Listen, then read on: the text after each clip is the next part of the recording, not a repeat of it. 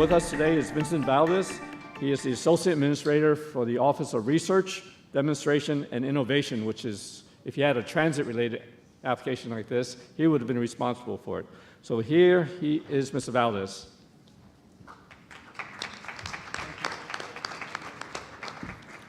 Good morning, everyone. How are you? I'm Vince Valdes, and I'm the Associate Administrator for Research, Demonstration, and Innovation at the Federal Transit Administration. And just to give you a little bit of background on myself, I'm originally from the Bronx, New York, studied engineering at Columbia University and at Boston University, where I got my master's degree, and have worked as a mechanical engineer in a variety of fields. I've been working for just about 30 years in engineering, and have worked in everything from aerospace to now working in transit. So it's very exciting for me to be here to help people think about their future careers in engineering, and definitely I encourage you to all to think about engineering as a future career. Before I get into the presentation, though, let me pose a question to you. Let me have you all think about a question. What is really the main goal of engineering? What's this gig about? It's a career that's very rewarding, but I want you to think about, for yourself, what a definition of engineering would be.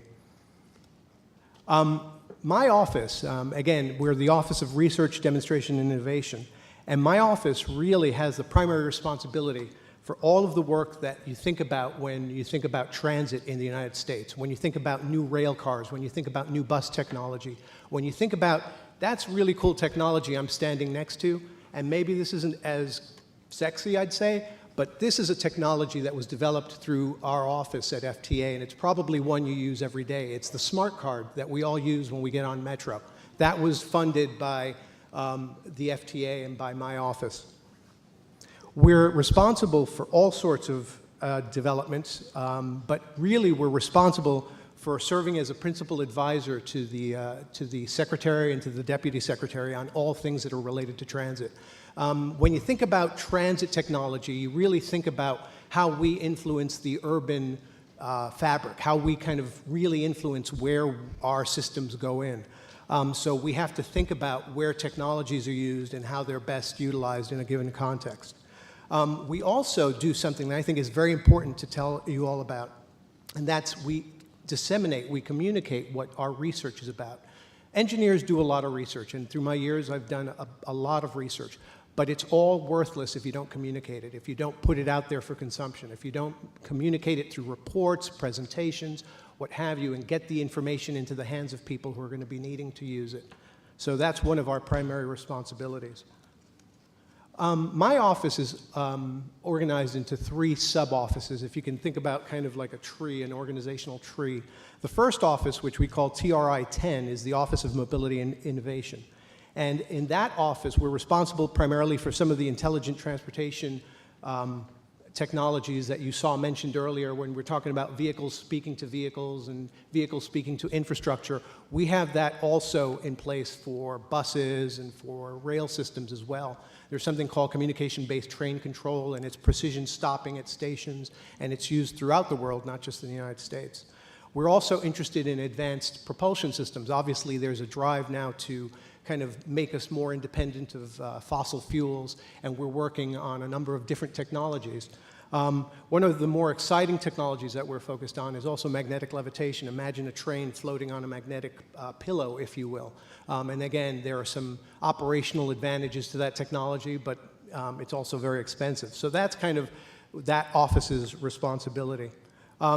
You can see here some of the activities that we do in intelligent transportation system. As I said earlier, it's both bus and rail relevant. And we figure out what kind of funding levels we need to do and what specific areas of research we need to be doing. And again, our advanced propulsion system, we're looking at hydrogen fuel cells. We're looking at electric buses and hybrid buses. So again, the key here is to think about how to shift an entire industry away from doing business in one way to another. So that kind of goes back to that initial question I posed to all of you earlier. Bus rapid transit, that's another kind of technology, if you will. It's really an application of existing technologies. And actually, interestingly enough, it was invented in Curitiba, Brazil. And it's a way of using buses as trains on the surface. And it's a very cost-effective way of building mass transit in existing corridors. So that's something that we're responsible for as well. And of course, the bus testing program. We run these buses up at Altoona, and we run the wheels off of them. It's actually kind of fun to watch those tests go back and forth.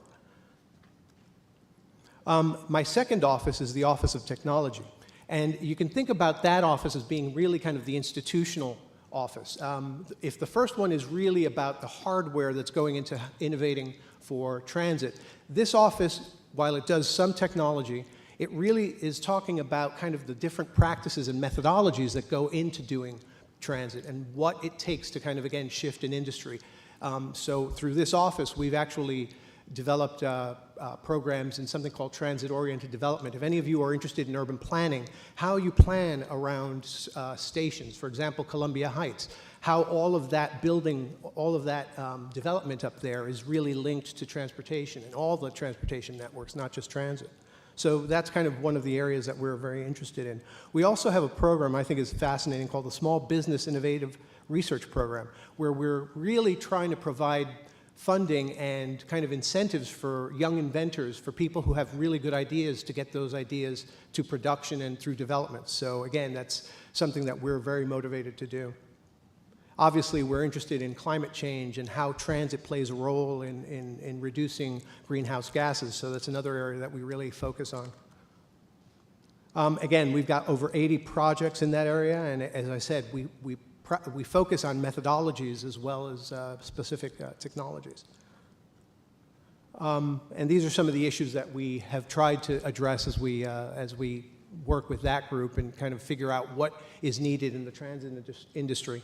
One of the things that we really are worried about right now is that a lot of transit agencies are really suffering in terms of infrastructure, and so how can we develop technologies and methodologies to help them improve the standards, the level of infrastructure at all of these agencies. And again, we talk about WMATA, New York, San Francisco, all of the agencies that have heavy infrastructure investments.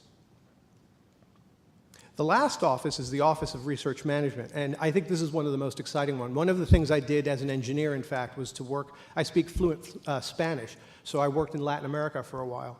And so it just happens that this, my office has the international program as well.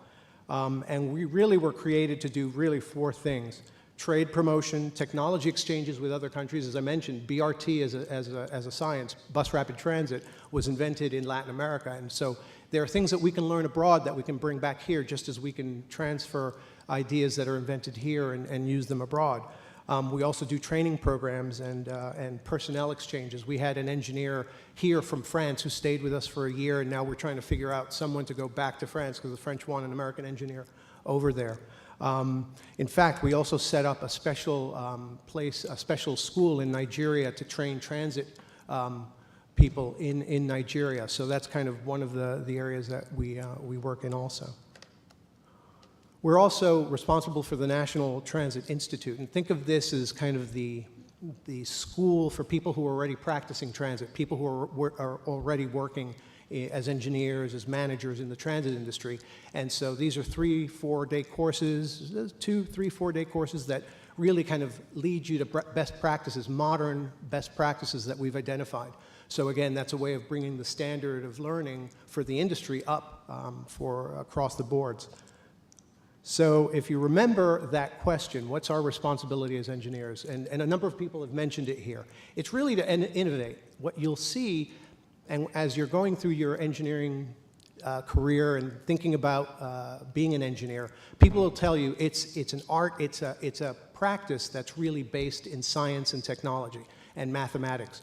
Well, I would argue that it's also an art, because what we're responsible for is really thinking about taking rare and valuable resources and using them to their best extreme, to the best capacity possible. So as you think about your career, think about being creative.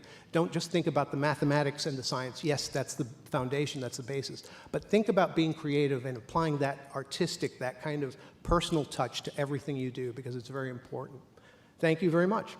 Pleasure being here.